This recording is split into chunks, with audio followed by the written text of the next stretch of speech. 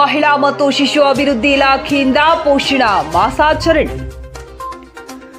ಮಸ್ಕಿ ವಲಯದಲ್ಲಿ ಗಾಂಧಿನಗರ 3ನೇ ಕೇಂದ್ರದಲ್ಲಿ ಲಿಂಗಸೂರು ಅಭಿವೃದ್ಧಿ ಇಲಾಖೆಯಿಂದ ಪೋಷಣ ಮಾಸಾಚರಣೆ ಕಾರ್ಯಕ್ರಮವನ್ನು ನೆರವೇರಿಸಿದರು. ಈ ಕಾರ್ಯಕ್ರಮದಲ್ಲಿ ಮೇಲ್ವಿಚಾರಕಿಯಾದ ಶಿವಲೀಲಾ ಹಿರೇಮಠ್ ಮಾತನಾಡಿ, ಮಹಿಳೆಯರು ಮತ್ತು ಮಕ್ಕಳು ಪೋಷಣೆ ಮಾಡುವ ವಿಧಾನ ಮತ್ತು ಆಹಾರ ಪದ್ಧತಿ, ಆರೋಗ್ಯ, ರಕ್ತಹೀನತೆ ತಡೆಯಲು ಹೆಚ್ಚಾಗಿ ಬೆಲ್ಲ ಮತ್ತು ತರಕಾರಿ, ಹಣ್ಣು ಹಂಪಲುಗಳನ್ನು ಸೇವಿಸುವಂತೆ ಹಾಗೂ ಬಾಲ್ಯ ವಿವಾಹ ತಡೆಗಟ್ಟುವುದು ಮತ್ತು ಸರ್ಕಾರದ ಯೋಜನೆಗಳಾದ ಭಾಗ್ಯಲಕ್ಷ್ಮಿ ಯೋಜನೆ, ಬೇಟಿ ಬಚಾವೋ ಬೇಟಿ ಪಡಾವೋ, 6 ತಿಂಗಳಿಂದ 3 ವರ್ಷದೊಳಗಿನ ಮಕ್ಕಳಿಗೆ THR ವಿತರಣೆ, ಸುಕನ್ಯಾ ಸಮೃದ್ಧಿ ಯೋಜನೆ, ಮಾತೃಪೂರ್ಣ ಯೋಜನೆ, ಮಾತೃವಂದನಾ ಯೋಜನೆ ಹಾಗೂ ತೂಕ ಕಡಿಮೆ ಇರುವ ಮಕ್ಕಳಿಗೆ ಮೊಟ್ಟೆ, ಪೌಷ್ಟಿಕ ಆಹಾರ ಪದ್ಧತಿ ಸೇರಿದಂತೆ ಆರೋಗ್ಯ ಇಲಾಖೆಯ ಎಲ್ಲ ಯೋಜನೆಗಳನ್ನು ತಿಳಿಸಿದರು.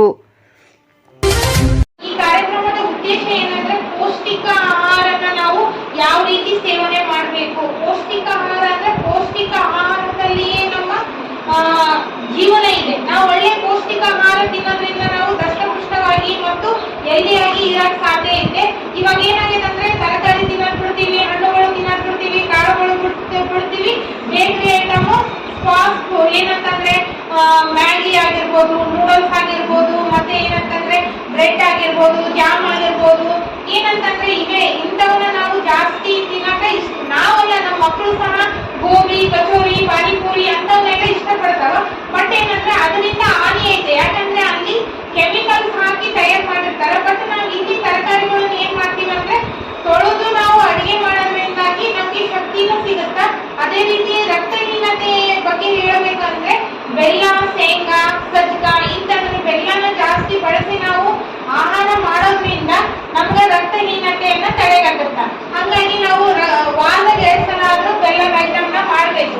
ಬೆಲ್ಲದ ಐಟಮ್ ಎದಕ್ಕೆ ಈಗ ನೋಡ್ರಿ, ಅವಾಗಿನ ಕಾಲದಾಗ ಎಂತ್ರ ಅಮಾಸಿ ಹುಣ್ಣಿಮೆ ಅಂತ ಎದಕ್ ಮಾಡ್ತಿದ್ರ ಅಂದ್ರೆ ಅವಾಗ ನಾವು ಹೋಳಿಗೆನೋ ಸಜ್ಜಕದ ಹೋಳಿಗೆನೋ ಏನಾದ್ರೂ ಬೆಲ್ಲದ ಐಟಮ್ನ ಮಾಡ್ಕೊಂಡು ತಿನ್ನೋದ್ರಿಂದಾಗಿ ಈಗ ದಿನ ಹೊಲಕ್ಕೆ ಹೋಗ್ತಿರ್ತಾರೆ, ದಿನ ಸಜ್ಜಕ ಹೋಳಿಗೆ, ಸಜ್ಜಕ ಹೋಳಿಗೆ, ಹುಣ್ಣದ ಹೋಳಿಗೆ ಅದೆಲ್ಲ ಮಾಡಲ್ಲ. ಹಂಗಂತೇಳಿ ನಾಗರಮಾಸಿ, ಹುಣ್ಣಿ, ಒಟ್ಟು ಹಬ್ಬ ಹುಣ್ಣಿಮೆ 15 ದಿನಕ್ಕೊಮ್ಮೆ ಆದ್ರೂ ಇಂಥ ಆಹಾರನ ಸೇವನೆ ಮಾಡಿ ಆಗಿನ ಕಾಲದಾಗ ಅಮಾಸಿ ಹುಣ್ಣಿಮೆ ಅಂತ ಹೇಳಿ ಮಾಡಿದ್ದಾರೆ. ಬಟ್ ನೀವು ಕೂಡ ನಿಮ್ಮ ಮಕ್ಕಳಿಗೆ ಪ್ರತಿದಿನ ಆಹಾರನ ಕಾಳಾಗಿರ್ಬೋದು, ತರಕಾರಿ ಆಗಿರ್ಬೋದು, ಹಣ್ಣುಗಳಾಗಿರ್ಬೋದು, ಸ್ಥಳೀಯವಾಗಿ ಸಿಗ್ತಕ್ಕಂಥ ಎಲ್ಲಾ ಪೌಷ್ಟಿಕ ಆಹಾರನ ನೀವು ಮಕ್ಕಳಿಗೆ ಏನಂದ್ರೆ ಹೊರಗೆ ಸಿಗೋದನ್ನ ಕಡಿಮೆ ಮಾಡಿ ಇಂಥ ಆಹಾರನ ನಿಮ್ಗೆ ಏನಂದ್ರೆ ಕಣ್ಣ ದೇವರಿಗೆ ಕೈ ಮುಗಿದ್ರೆ ಮಕ್ಕಳು ಆಗಲ್ಲ.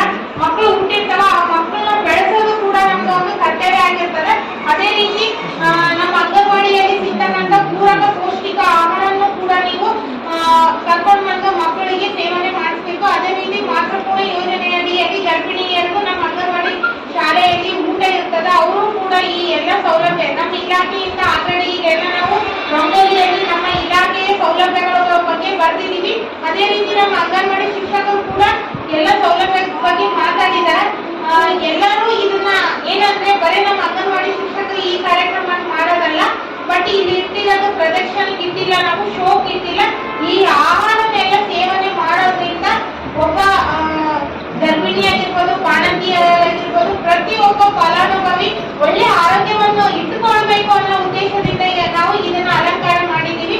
ಎಲ್ಲ ಧಾನ್ಯಗಳನ್ನ ಸೇವನೆ ಮಾಡಬೇಕು.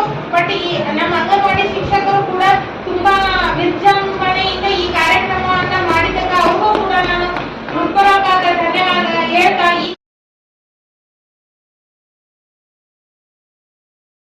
Subscribe now and press the bell icon.